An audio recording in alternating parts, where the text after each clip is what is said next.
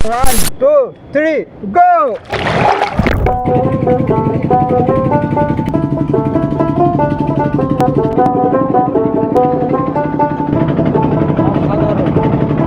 খুবই সুন্দর, খুবই এনজয় করছি আমরা এই বিলিটাতে আসাতে।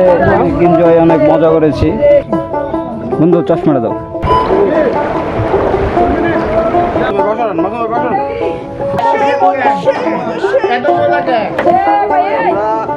এই যে দেখতেছেন, এটা হলো বাঁদর। এটাই এই জঙ্গলের সেরা বাঁদর। আজকে না,